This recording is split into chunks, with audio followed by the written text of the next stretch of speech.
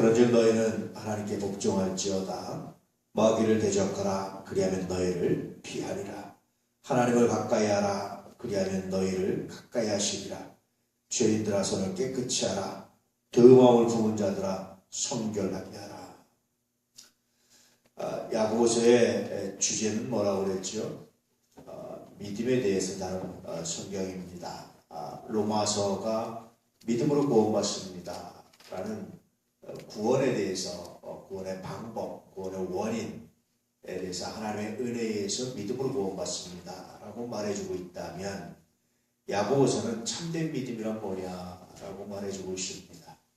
그래서 행함이 없는 믿음은 죽은 믿음입니다 라고 말해주고 있는 것은 뭐냐면, 행위로 표현되지 않는 믿음, 그러니까 완벽한 의로움을 말하는 것이 아니라 내 믿음이 있다면 그것이 어떤 행동으로 나타나는데 그 행동으로 표현되지 않는 믿음은 온전한 믿음이라고 할 수 없습니다 라는 겁니다. 믿음이란 뭐냐? 이것은 증명하기가 굉장히 어렵지요. 그런데 야고보서는 그 사람의 행동, 언행을 가지고 너 믿음이 있다 없다 이렇게 판별할 수 있다라고 말하는 거예요. 마치 그렇습니다. 과거 아주 예전에는 심리학은 학문으로 인정받지 못했어요. 물론 이제 프로이드 이후에 굉장히 많이 연구되고 이렇게 하지만, 근데 오늘날에도 사람들이 심리학을 학문으로 접근하는 방법 중에 하나가 뭐냐면 행동심리학이라고 그랬어요. 그 사람의 행동을 보고 심리적인 원인을 추적해내는데 일정한 패턴이 있다라는 겁니다. 그래서 그것이 이제 하나의 학문으로 인정되게 되는데요. 마치 야고보서는 그렇습니다. 믿음이 뭐냐? 이것은 학문적으로, 이것은 어떤 논리적으로 접근할 문제가 아니었다라고 말할 때 야고보는 이미 2000년 전에 아니다. 그 사람의 행동을 보면 그 믿음이 있는지 없는지 일정한 패턴을 발견할 수 있다. 그렇게 말하는 거예요. 그래서 행함이 없는 믿음은 죽은 믿음이다라는 것은 뭐냐면, 믿는 믿음은 나의 언행으로 드러나게 돼 있다라는 거예요. 그래서 그 언행을 분석해 보면 그 사람이 믿음이 있는지 없는지를 알 수 있다. 다시 말하면 그 언행을 통해서 드러나지 않는 믿음은 참된 믿음이라고 볼 수가 없다라는 것이 이제 야고보서의 핵심적인 그런 내용들입니다. 똑같이 로마서와 함께 믿음에 대해서 이야기하고 있는 건데, 로마서는 구원에 관해서 집중해서 믿음이 구원을 일으킨다는 것에 집중해서 말해주고 있는 것이고, 야고보서는 참된 믿음이란 무엇인가에 대해서 이렇게 말씀해주고 있는 거죠. 그게 쭉 논증해 오다가 이제 야고보서 4장쯤 가서 이런 말씀을 하는 겁니다. 오늘 말씀을. 그러면 참된 믿음을 갖기 위해서 우리가 뭘 해야 됩니까?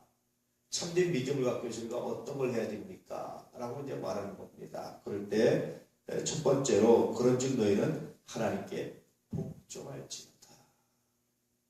하나님께 복종할 때 비로소 우리가 참된 믿음을 나타낼 수 있습니다. 복종이라는 것은 마음으로만 하는 건 아니잖아요. 하나님께 복종할 때 그 드러나는 언행으로 말미암아서 우리가 참된 믿음을 소유할 수가 있습니다. 그렇게 말하는 거죠. 그럼 하나님께 복종하는 것은 뭐냐? 첫 번째, 마귀를 대적하는 겁니다. 마귀는 대적할 대상입니다. 다시 말하면 이거 굉장히 놀라운 사건인데, 마귀는 우리가 예수의 이름으로 대적하면 능히 물리칠 수 있습니다. 그러므로 우리가 참된 믿음을 방해하고 우리의 믿음의 언행을 방해하는 것 중에 하나가 마귀인데, 그 마귀를 대적해야 합니다. 누구의 이름으로? 예수의 이름으로. 그럴 때 참된 믿음이 될 수 있습니다. 그러면 마귀는 뭐 한다고 그랬죠? 너희를 피하리라. 갑자기 여러분 혹시 무서움이 들 때가 없습니까? 그때도 우리가 피하면요, 그 무서움에 넘어지게 되죠. 두려움이라는 것은 늘 말씀드렸지만 실체가 없어요. 근데 두려움은 느끼면 들수록 강해집니다. 근데 두려움은 대적하면 대적할수록 작아져요. 그게 두려움입니다. 그래서 여러분, 마귀를 대적하라 그러면 너희를 피하리라는 것이, 나사렛 예수의 이름으로 대적하면 그것이 피해져서 점점 없어지고 힘을 발휘하지 못한다는 거예요. 결국 두려움에 떠는 것은 그 두려움의 어둠의 정체라기보다 내 스스로 만든 공포 안에 스스로 갇히게 되는 거예요. 그러므로 우리가 예수 믿는다는 것은 정말 예수 믿으면, 그래서 하나님께 복종하면, 하나님께 순종하면 우리는 마귀를 대적할 수 있습니다. 누구의 이름으로? 예수의 이름으로. 그래서 이제 여러분 무엇보다도 하나님께 복종하는데 무엇을 복종하냐? 마귀를 대적하라는 말씀에 복종하십시오. 그러면 여러분의 어려움은 여러분의 믿음을 드러내는 굉장히 좋은 도구가 될 것이고 비로소 살아있는 믿음, 참된 믿음으로 인정받게 될 겁니다. 하나님을 가까이 하랍니다. 두 번째 명령은 늘 하나님의 말씀을 입에 두고 살라는 겁니다. 늘 하나님의 명령을 사랑하라는 겁니다. 시편 1편에 보면 복 있는 사람들 여러분 뭡니까? 여호와의 율법을 취하고 묵상하고 즐거워하는 사람. 그런 사람이 복이 있는 사람이에요. 늘 말씀드리지만 하나님을 가까이 한다는 것은 다른 것이 아니라 그의 계명을 즐거워하고 그의 명령을 즐거워하고 그가 나에게 하신 여러 가지 사명을 즐거워하는 것이 하나님을 가까이 하는 겁니다. 그럴 때 하나님께서 너희를 가까이 하십니다. 하나님도 너희를 가까이 하실 것이다. 이 말을 잘못하면 내가 가까이 하면 하나님도 가까운다고 느끼는데 그것이 아니라 먼저 하나님께서 내 안에 임하시는 우리 안에 있으십니다. 그래서 하나님을 가까이 하면 우리가 하나님의 내 안에 계시면서 비로소 깨닫게 된다. 그럴 때 비로소 우리의 언행이 달라지는 거죠. 두려움에 떨지 않습니다. 세상의 염려에 빠지지 않는다. 원수가 나타났을 때 단순히 원망하지 않는다. 왜냐하면 하나님이 내 안에 계시고 나와 함께 하신다는 것을 내가 알면 그것 때문에 두려워하지 않게 된다는 겁니다. 그럴 때 비로소 참된 믿음이다 라고 말할 수 있게 된다는 거예요. 그 다음에는 손을 깨끗이 하라 그렇게 말씀하시죠. 다시 말하면 우리 하는 일들, 내 손으로 하는 모든 일들, 우리의 직업이 될 수도 있고 이런 것들에 대해서 우리가 정직해야 합니다.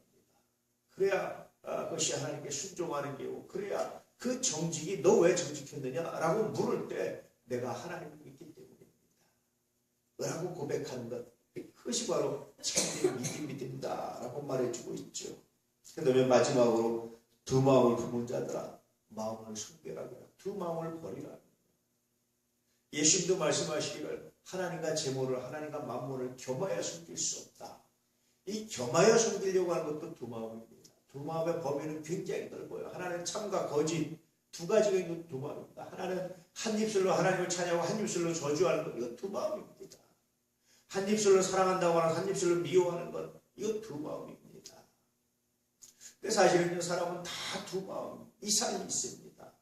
두 마음만 가지고 있어도 사실은 굉장히 제가 보기에 거룩한 것 같아요. 여러 가지 복잡스러운 마음들이 사람에게 있습니다. 결혼에 대해서도 결혼이 유익되는 거라는 생각도 있지만 또다시 결혼이 어떤 굴레이고 구속이라는 생각도 있고 사람들은 굉장히 많은 마음을 가지고 있어요. 그래서 두 마음만 가지고 사실은 굉장히 인간적으로 거룩한데 하나님 보시기엔 거룩하지 않다. 심지어는 하나님을 믿으면서도 돈을 사랑하는 것 하나님 것은 옳지 않다고 말씀하십니다. 그래서 돈을 사랑함이 일만하게 뿌리다. 돈 자체가 뿌리가 아니라 돈을 사랑함이 뿌리입니다. 돈에 마음을 두는 것이 뿌리입니다. 사랑이라는 것은 뭐라고 그랬죠? 생각하는 양과 관계되어 있다고 그랬잖아요. 돈을 사랑한다는 것은 늘 돈을 생각하고 사는 거예요. 어떤 문제가 터질 때 돈을 생각하고 사는 거예요. 어떤 문제가 있을 때마다 돈만 있었으면이라고 생각하는 겁니다. 그게 잘못됐다라는 거 하나님을 믿으면서도 기도하면서도 이 순간 하나님 내가 어떻게 하려고 합니까? 당신의 뜻이 무엇입니까? 묵상하는 것 이것이 마음을 순결하게 한다. 그렇게 말씀해 주고 있죠. 오늘 이 말씀들에 순종하고 포괄적으로 본다면 하나님께 복종하시고 우리의 언행이 그 복종의 결과가 될 수 있기를 축복합니다. 하나님을 믿는 믿음의 결과가 되기를 축복합니다.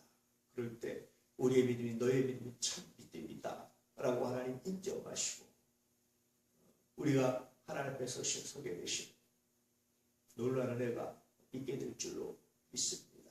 늘 말씀드리지만 시간이 가고 있어요. 시간이 간다는 사실 앞에 정말 엄숙해질 수밖에 없고요. 시간이 흐르고 있다는 사실 앞에 겸손해질 수밖에 없고요. 시간이 흐르고 있다는 사실 앞에 다시 하나님의 무릎 꿇을 수밖에 없습니다. 처음부터 늙은 사람 없었고 처음부터 영원히 젊은 아이도 없습니다. 시간이 흘러가고 있어요. 노인들을 볼 때마다 많이 불편한 분들마다 꼭 미래의 내 모습을 보는 것처럼 먼 미래가 아니라 내일의 내 모습을 보는 것처럼 느껴질 때가 종종 있습니다. 겸손할 수밖에 없습니다. 여러분 이런 시대를 살아가면서 이런 시간들을 살아가면서 오늘날도 소중히 시간을 사용하시고 그 시간을 하나님께 복종하는 데 사용할 수 있기를 진실로 축복합니다. 주의 은혜와 능력과 평강이 여러분 모두에게 가득하기를 축복합니다. 기도하겠습니다.